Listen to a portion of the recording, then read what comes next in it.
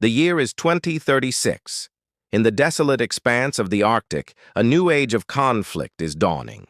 The world has changed. The ice, once an eternal guardian of the North, has retreated, surrendering its secrets and its treasures.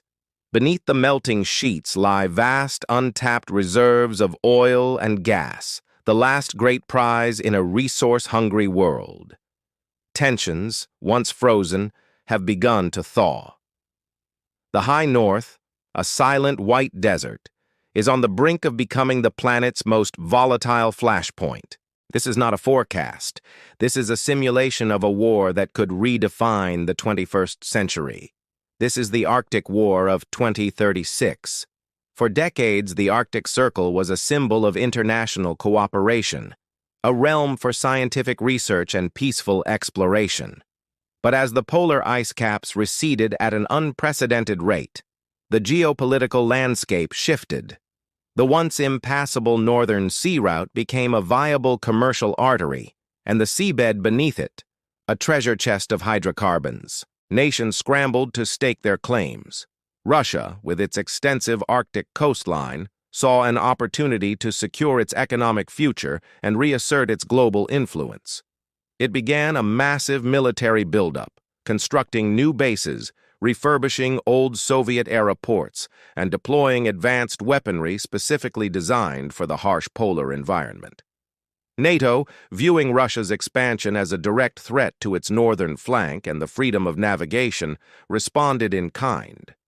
The alliance reinforced its positions in Norway, Iceland, and Canada, establishing the Joint Arctic Force. The stage was set for a confrontation. Scientific outposts transformed into listening posts. Research vessels were shadowed by military icebreakers. The fragile peace in the Arctic was hanging by a thread, waiting for a single spark to ignite the tundra. As we enter the year 2036, the military balance in the region is precarious.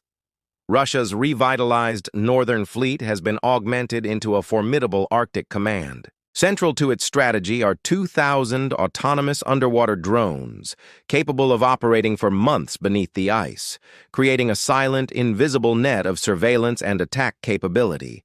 These are supported by a new generation of stealth submarines, 6 of which, the Belgorod II class, are armed with hypersonic naval torpedoes that can outrun any existing countermeasures. On the surface and in the air, 12 mobile land-based launchers for Zircon 2 hypersonic missiles can strike targets across the entire Arctic Circle within minutes. This is a force built for a swift, decisive strike. In response, NATO's Joint Arctic Force consolidates its power around naval and air superiority. Its primary fist consists of 3 advanced carrier strike groups, 1 American, 1 British, and 1 multinational European group.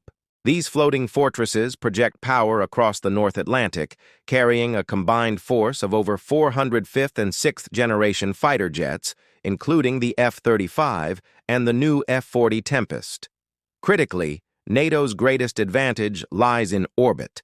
A comprehensive network of military satellites provides unparalleled intelligence, communication, and targeting capabilities, linking every ship, jet, and soldier into a single, cohesive network. This is a force designed for a sustained, high-tech, network-centric war.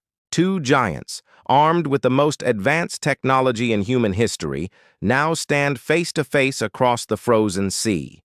On the 3rd of March 2036, the spark ignites.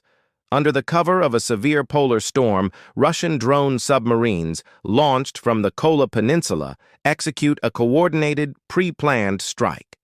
They sever undersea data cables connecting North America and Europe, plunging parts of the Western world into a communications blackout. Simultaneously, stealth submarines beneath the Barents Sea ice shelf launch a volley of hypersonic torpedoes against a NATO patrol group. The attack is devastatingly effective. The lead Norwegian frigate is hit before it can even raise an alarm. The icy silence of the Arctic is shattered by the thunder of underwater explosions. NATO's response is immediate and automated. Orbital support systems detect the missile launches and instantly relay targeting data. From air bases in Canada and Greenland, swarms of autonomous combat drones are launched. They streak across the sky, guided by satellites, to hunt for the Russian missile launchers hidden along the coast. The Arctic becomes a maelstrom of fire and ice. Above, the aurora borealis bears silent witness to dogfights between stealth jets. Below, massive naval clashes erupt in the narrow straits between ice floes. Explosions beneath the surface send shock waves that crack the ancient ice sheets, creating a chaotic, ever-changing battlefield. Entire aircraft carriers become encased in flash-frozen sea spray, their decks transformed into treacherous sheets of ice. The war has begun, and its ferocity exceeds the darkest predictions. For 7 days, the conflict rages, a brutal ballet of advanced technology and raw destruction.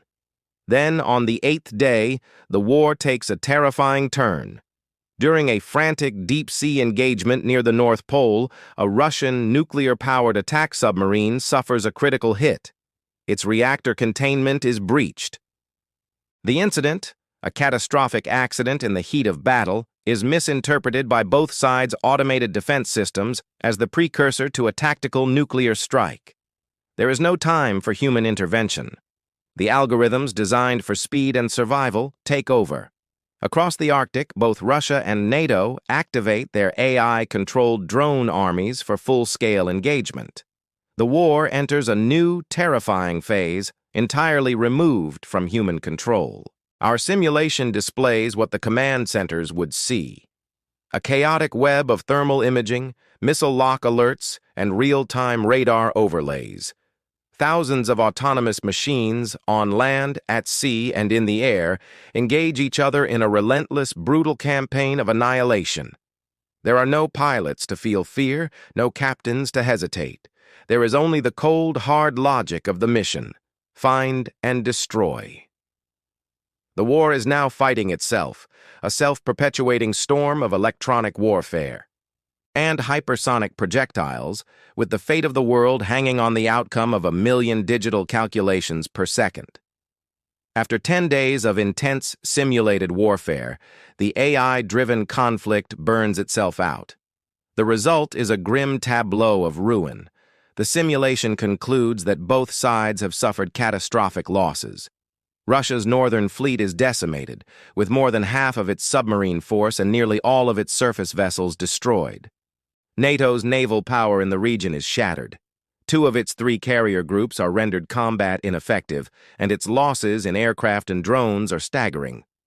The Arctic is a graveyard of high-tech weaponry, littered with the smoking hulls of warships and the wreckage of advanced aircraft.